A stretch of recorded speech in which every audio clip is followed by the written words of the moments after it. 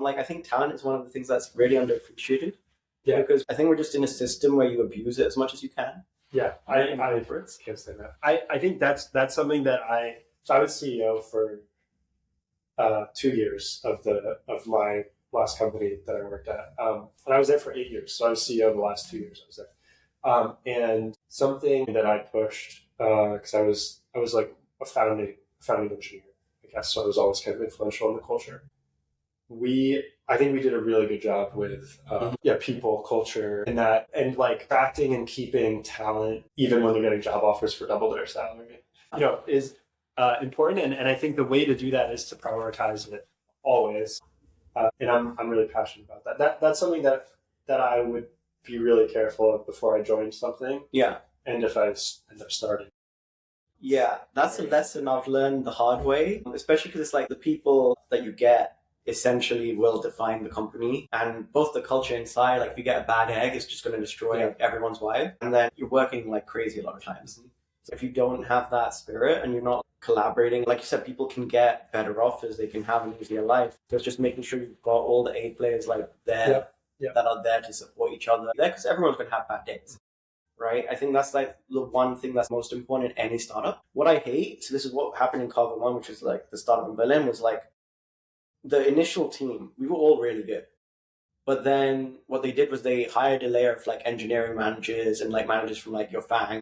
And in my mind, what I think is like, why the hell would a company like Google, Facebook, like any of these who are spending millions of time, right, just to poach people, why would they let somebody good go that you're hiring them in as your senior manager in a scaling company?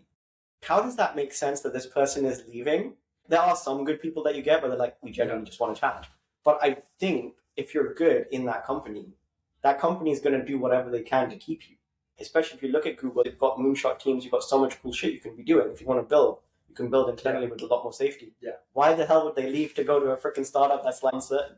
Well, I think there are people, I have a bunch of friends who I think are good also, who have spent some years at one of those big companies, and they're just sick of the politics and stuff. Yes. So they want to join a small startup.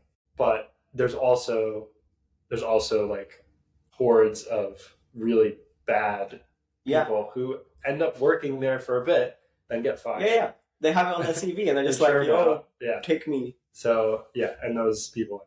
Yeah, I think those are the ones that I've seen the most in startups, and that destroyed the company's culture. So a lot of the founding team, we all left because we didn't like the managers, and then it became a filter of like a game of Chinese whispers where the founders would not hear what the problems were on the bottom. And it's not a big company, right? We're like 50 people at that point. And then it's like, okay, we want to speak to the founders, but this layer is like, nah, you're not allowed to go through us. Just tell us, we'll take it to the founders. And a month later, you speak to the founders, they're like, we never heard about this. I'm like, oh, we were working closely. We were like BFFs in the same office with like 110 people. That's so sad. Yeah, I've seen that. I've seen that happen. It's something I think we did good at my company, is keeping that communication channel. Like I made sure to keep the communication channel open with everyone as much as possible.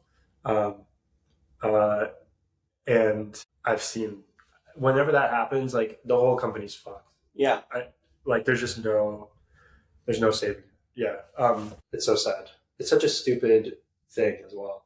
Yeah. But the one thing that I learned, or that I want to try, I guess, because I found that as the company grew, it became a lot less fun for me to work in the company, and I think my skills suit smaller companies better. I'm curious to see if it's possible to leverage all these AI tools. This is why I'm so interested in playing with it, experimenting. Leverage these AI tools to achieve what you would achieve with a 300-person company, but with only 10.